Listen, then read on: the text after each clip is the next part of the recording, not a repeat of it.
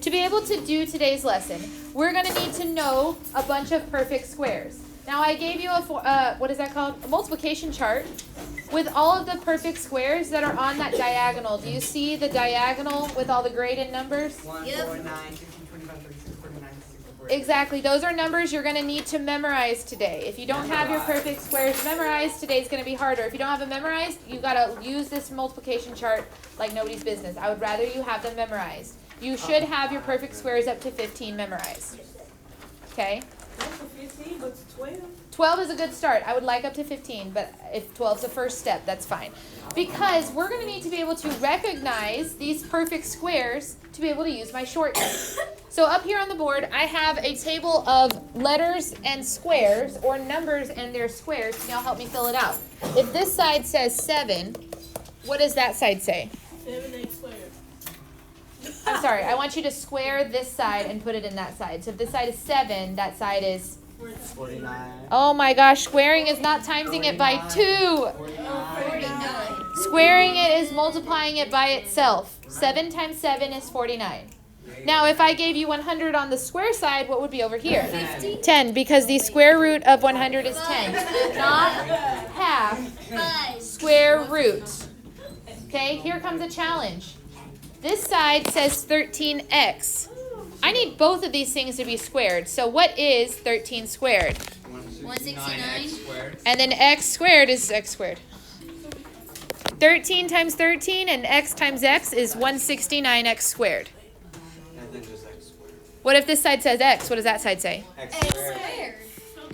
X squared. We're squaring it. We're not multiplying it by 2. You have to recognize your squares today or else you're not going to take the shortcut. If this side says 1, what should this side say? 1. Yeah, because 1 squared is 1. And the square root of 1 is 1. If this side says 4, what should that side say? 16. Challenge question. If the squared side says 4x squared, what should the little side say? 2x. Very good. 2x. The reason they're getting this is because my friends who are answering are saying, well, the square root of 4 is 2, and the square root of x squared is x. So you take the square root of both pieces, and if it comes out to a perfect square, that's what we want. If the x side says 12, what does the x squared say?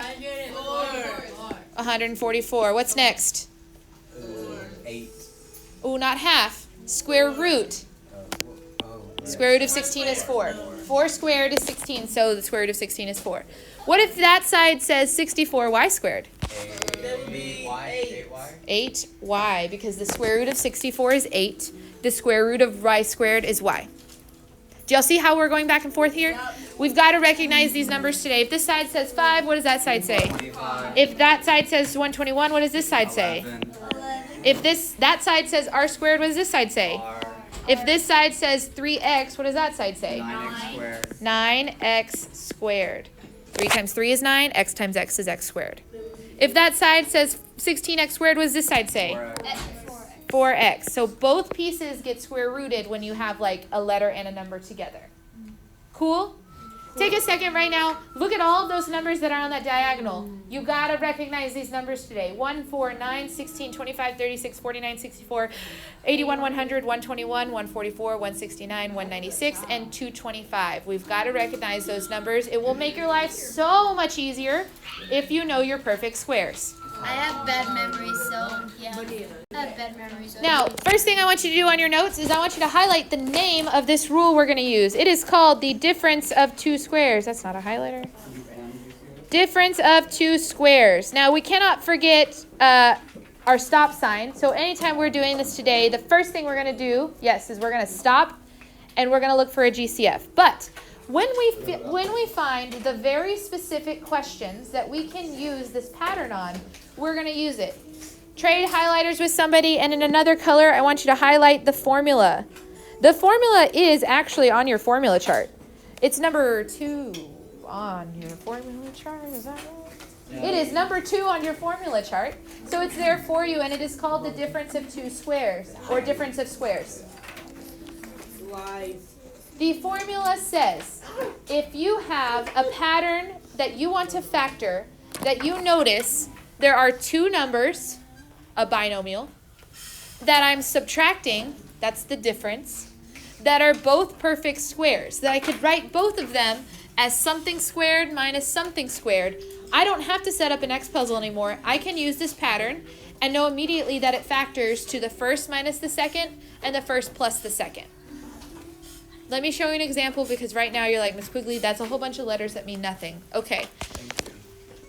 With your pencil, circle this binomial right here. This is what we're going to factor. And we're going to factor it the old way, using an X puzzle, because the X puzzle will still work. If you hate everything we do today and you'd rather just use an X puzzle, more power to you. But I'm going to save you some time, teach you this shortcut, this formula. If I set up an X puzzle for this problem, what would be on the top of this X puzzle? 49. Negative 49, yeah, because this is A and this is C. What would be on the bottom? 0. 0, because the B is missing. What's my denominators? 1. The factors of negative 49 that would add to 0 have to be 7 and negative 7. 7 and negative 7. So I finish my X puzzle. I do all the things I know how to factor. I'm going to end up with X minus 7, X plus 7. And that is totally fine. Again, you can use an X puzzle for any trinomial or binomial that I'm asking you to factor in this class.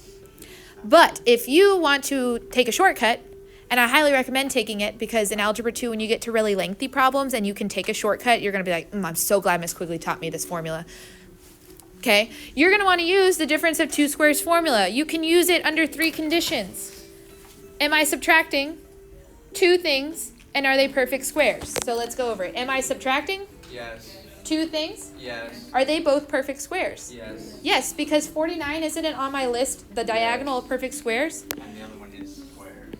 So you're saying I could rewrite this as x squared minus what squared? 7. 7 squared. Isn't 7 squared 49? Yep. Okay, cool. Well, here's the first squared minus the second squared. So I can immediately factor this following my pattern of first minus second, first plus second. X minus 7, X plus 7. I'm done. That's using the pattern.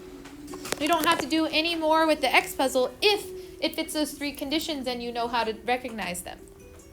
I don't have to set up an X puzzle anymore. I can just immediately use my formula. Now, before I move on and before we go to a question, because you're going to zip through the first few, I need one question from the audience. Do I have a question for this process here? What's up? Why is chocolate delicious? A question about the math. I will answer why chocolate is delicious later. Yes. Oh, am I in your way? Sorry. I'm sorry. Did you have a question? How is it that simple? How is it that simple? This formula works every time. We've recognized as mathematicians that we can cut out the middle steps if the B term is 0, because the only way to FOIL this back or Punnett square this back and get the original is if the centerpieces cancel out. It's really cool math. No, it's not. That is simple. Opinion. Okay, let's try the first few. I didn't get the face, but okay. If I notice that I have t squared minus 81, does it fit my 3 conditions? Do I have a difference Yeah. of 2 things? Yeah. Are they perfect squares? Okay, how do I rewrite this? T squared minus 9 squared. T squared minus 9 squared. Since this fits my pattern, something squared minus something squared, I can just immediately go to the factored form of first minus second, T minus 9, T plus 9. yeah, No. plus 9 and minus 9. Now question, does it matter if I wrote it like this?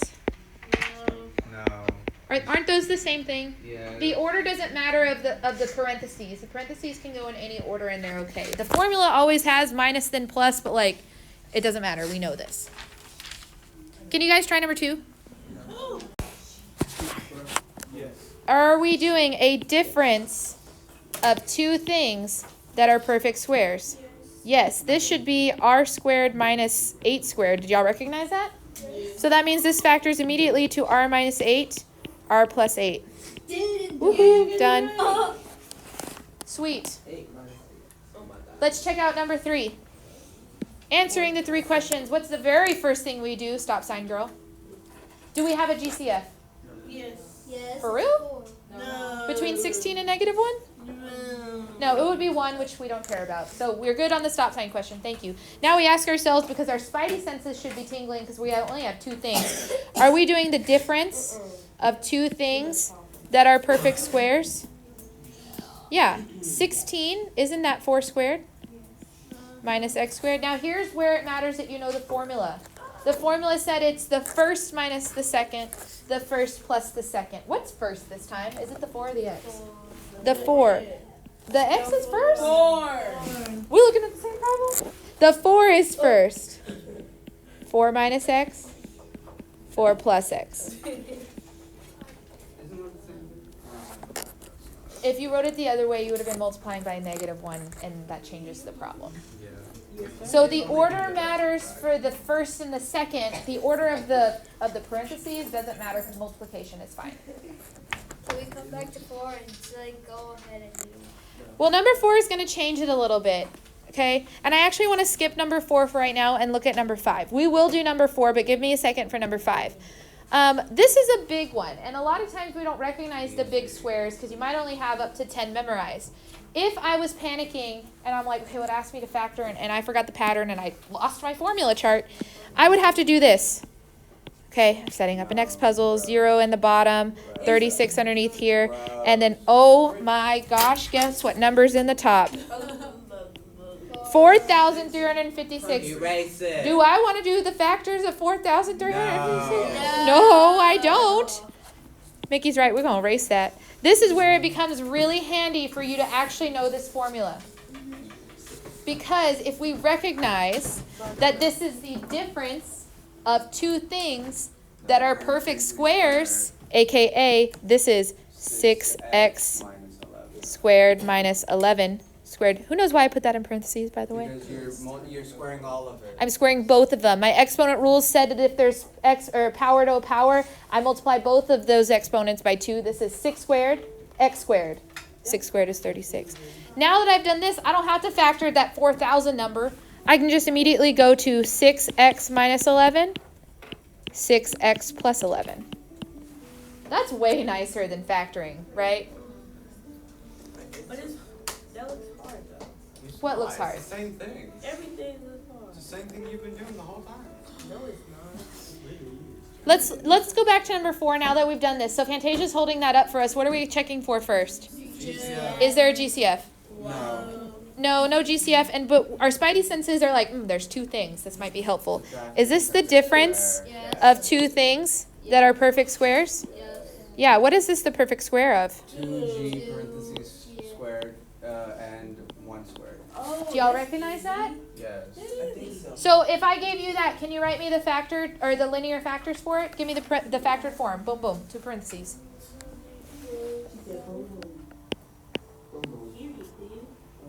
Done. 2. What did you get, Cynthia? 2y minus 1, 2y plus 1. Ooh, give me G's and then you're correct. Oh, jeez. 2G minus 1. 2g minus 1. 2G plus 1. Or vice versa. If you put the plus first, that's fine. Very good. All right. I think I got it right. Again, if you didn't want to use the formula for these, you could totally use an X puzzle, but your numbers are ginormic sometimes, like on number 5. Scoot on over to number 6 once you have this down. And Fantasia, we're starting to factor question, so we ask ourselves, is there a GCF? Thank you, stop sign. Is there a GCF between 4 and 9? No, our spidey senses go tingling, though, because we have 2 terms. But is this the difference of 2 squares? So can I use my formula when there's a plus sign? No, my conditions were that I'm subtracting with 2 perfect squares. This is adding. So I can't use my formula. We would have to set up an X puzzle. Let's set it up. What goes on the top of this X puzzle? This is A and C, so that's going to be 4 times 9 is 36. What goes in the bottom? 0. 0. What goes underneath? 4. And here's the list for 36. All right. 36 is 1 times 36, 2 times 18, 3 times 12, 4 times 9, and 6 times 6. 6 times 6. Now, here's the thing. Read your number 31 chart on your green piece of paper. If the top is positive and the bottom is Positive. either, because the Negative 0 is 6 neither and 6. positive or negative. Positive. They're both going to be positive. Is there anything on that list that will give me 0 if they're both positive? No. Wait, what? What? Wait. These have to both be positive. Is there any way I could combine these numbers on the 36 list and get 0 if they're both positive? No. Here's what we do. 1, don't panic. 2, make sure that your X puzzle is set up right. Did we set it up right? 9. Yes. We didn't miss a negative anywhere. We're good, right? We set it up correctly. And there's legitimately no factors that solve this X puzzle. Oh, so it's no solution. No factor. Not factorable. You may also see an answer choice that says no real solutions. That's another way to put not factorable. But no, not NF. I would like for you to write all the way out just because it is such a specific way to answer. Not factorable or no real factors. Here's the thing. If you get it and you're like, I cannot solve this X puzzle, there is like a 1% chance that you'll see a problem like that. Because that's a possibility. In Algebra 2, you learn how to factor this. We don't teach it in Algebra 1 because it uses a number system that we don't talk about. But I want you to, 1, not panic. 2, make sure it's set up right. Do the problem probably 3 times. And then you can answer not factorable. There's very, very few times that you're going to see this happen. Okay? Very few times. Does that make sense to everyone? That's a possibility? All right, we're going to look at number 7 and 8. We're starting a factoring question. Stop sign, girl. Stop sign, girl. Where you at? I'm sorry. All right, we're looking for a GCF on number 7. Is there a GCF? No, yes. Woo? Yes. What do 2 and 18 have in common? 4. Woo? What do 2 and 18 have in common? 4. Their GCF is 2. What do we do with after I know that the GCF is 2? I take it out with division. Very good. My leftovers are now x squared minus 9. My spidey senses are tingling because I have 2 terms that are subtracted. Are they perfect squares? Yes. Yes. What is 9 the perfect square of? 3. So really this is, X squared. No, X cubed. X squared is X cubed. What am I doing? Ooh. What? Boom. So Sorry. That's a 2 and now it looks like a 7. I don't know I what's was happening. confused. My bad. That's my human is showing.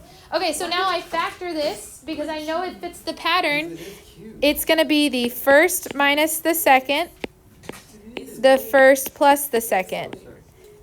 What did I forget in this answer? Your GCF. Thank you. The stop sign goes back up when we're finishing, and we make sure we include that in our final answer. Don't let your GCFs float away. scared. Don't be like me, be better than me. Can you guys try number 8 on your own? No. I want you to factor it all the way. Stop sign girl, what do we do very first?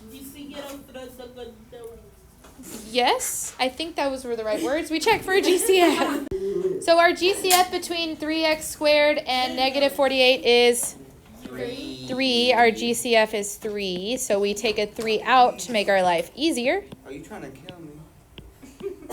This would be x squared minus 16.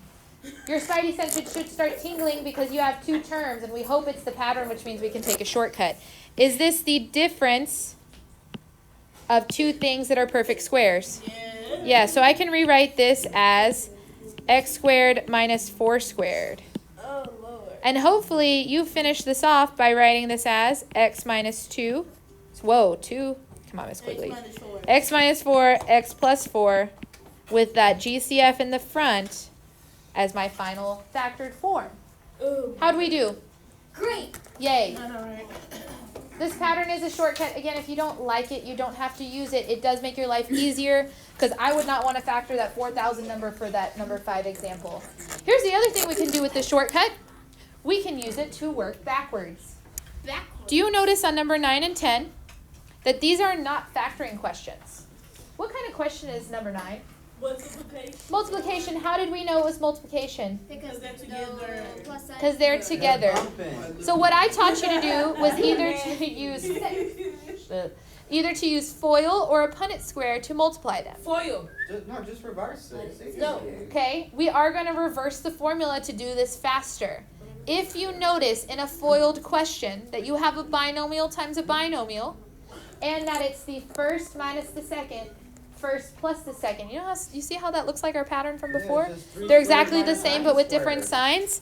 So really, we can work instead of setting all this up and doing all this work, Just write down what it is. you can say that this has to be 3t squared. Minus 9 squared, which is 9t minus 18. No, sorry, 81. Thank you. We just worked the formula backwards. So instead of having to do FOIL to multiply first, outer, inner, last, and combine our like terms, we recognize that this is still my pattern, and I've worked backwards.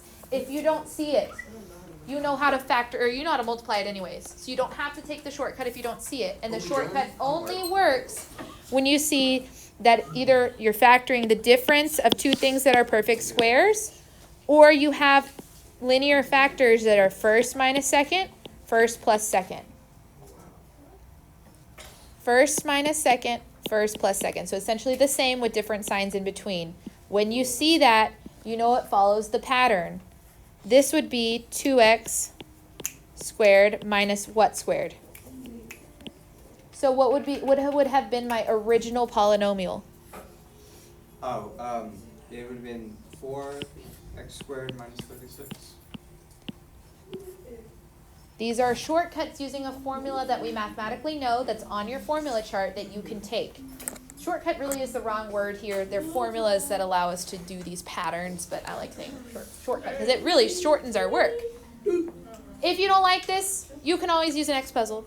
If you don't like the idea of working backwards from 9 and 10, you can always just FOIL or Punnett square it, because there's only very few times that this works anyways. You have to have those conditions of the difference subtracting two things that are perfect squares. Why is it so difficult?